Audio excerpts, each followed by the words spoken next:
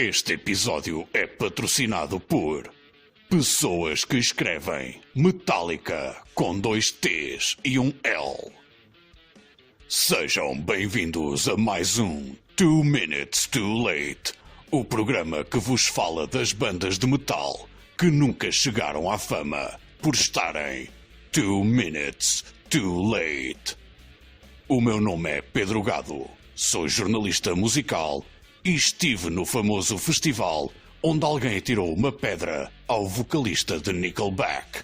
Quando a pedra acertou em Chad Kroeger, fui eu quem levou com o ricochete.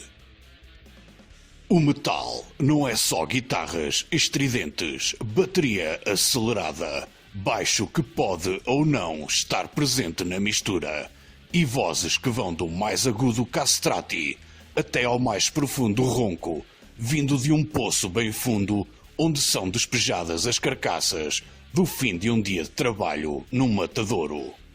O metal é isso, mas também é muitas outras coisas. Metal também é consumo. E um dos principais consumos do metal é o consumo de cerveja. Cerveja é sinónimo de metal. Ok, não é realmente. Não está definido como sinónimo no dicionário, mas metaforicamente falando, é verdade. Não se pode dizer metal sem nos passar no slipstream de pensamento pelo menos uma imagem de um monte de bêbados cabeludos. Bêbados de metal e cerveja. A cerveja é a bebida oficial do metal. Não interessa a marca, ou o tipo de cerveja, ou a cor. Muitas vezes já nem interessa a temperatura. É que vai mesmo choca. As bandas bebem cerveja. Os fãs bebem cerveja. O staff bebe cerveja. Os promotores bebem cerveja. Os mirones bebem cerveja. O gajo do bar que nos serve cerveja bebe cerveja. Bandas rivais em que os membros se odeiam de morte bebem cerveja. Ok, já chega. Acho que o meu ponto é claro. E como o metal é consumo, cedo se chegou à conclusão que se poderiam retirar mais alguns lucros com cerveja. Equipas de marketing com skills muito avançados chegaram à conclusão que se uma banda associar o seu nome a uma cerveja, essa cerveja acabará por vender como pãezinhos quentes, acompanhados com uma bela cerveja. Mas enganem-se se pensam que isto começou com o lançamento da cerveja de uma determinada banda de Nuovo que tem uma mascote, um avião e que cuja marca de cerveja rima com Upper, porque muito provavelmente nem esses foram os primeiros a ter uma cerveja artesanal a ser-lhes associada. Mas também não me dei ao trabalho de fazer uma pesquisa. O fabrico de cerveja é uma indústria, e calha bem, porque um dos géneros de metal mais apreciado pelos metalheads é o metal industrial, do qual existem inúmeras bandas conhecidas, mas essas não são para aqui chamadas. Deslumbrem-se, pois esta banda que vos trago hoje foi com absoluta certeza a primeira banda a ter uma cerveja artesanal muito antes dos outros meninos se lembrarem. Mas como nunca tiveram o merecido sucesso, essa efeméride nunca teve a merecida exatidão. Os Beer Factory formaram-se em 1989 em Los Angeles e eram mais que uma banda de metal industrial.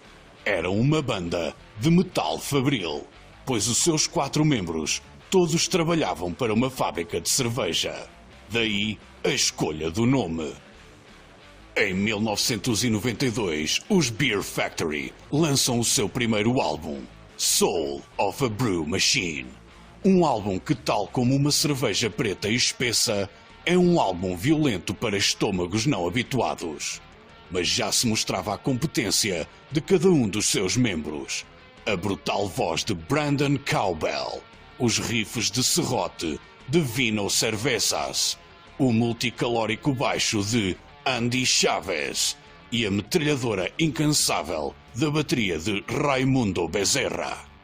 E logo com o primeiro álbum, lançam também uma primeira cerveja artesanal, iniciando uma trend que infelizmente para os Beer Factory só iria ser conhecida 20 anos depois. O nome escolhido para a cerveja foi Self-Immolation, nome que não estava associado a nada que fosse do conhecimento da banda. Andy Chavez teve de se retirar da banda por razões de livre e espontânea vontade, e para o seu lugar veio o não menos talentoso e também grande adepto da cerveja, Christopher Old Wobblers.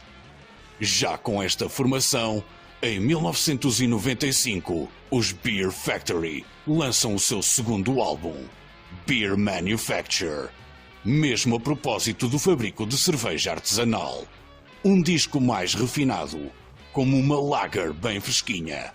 E claro, juntamente com o álbum, lançam a sua nova cerveja artesanal, a suave e reconfortante Piss Christ, inspirada por um quadro de Francis Bacon, pintor que era do agrado da banda porque o seu nome era Bacon, o aperitivo favorito dos Beer Factory. Engane-se quem julgue que o nome da cerveja é derivado da obra de um fotógrafo qualquer. Lamentavelmente, a potente música dos Beer Factory não estava a chegar a lado nenhum, e na mesma medida, as suas cervejas artesanais também não estavam a receber o seu merecido reconhecimento. Também não ajudava o facto que o período de validade da cerveja criada pelos Beer Factory era muito curto, e tendo em conta que nenhum dos membros da banda gostava de desperdício, muita da cerveja que por eles era fabricada era também por eles consumida. Este ciclo foi um dos principais motivos para que a música dos Beer Factory nunca chegasse mais longe, pois os 4 integrantes da banda estavam constantemente bêbados e raramente ensaiavam.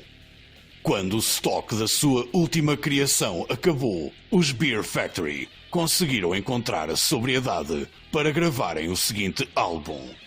Em 1998 é editado Obsolete, um álbum conceptual cuja história girava em torno de um mundo futuro em que o lúpulo era inexistente e de como a humanidade se autodestruiria sem a existência desse sagrado líquido que é a cerveja.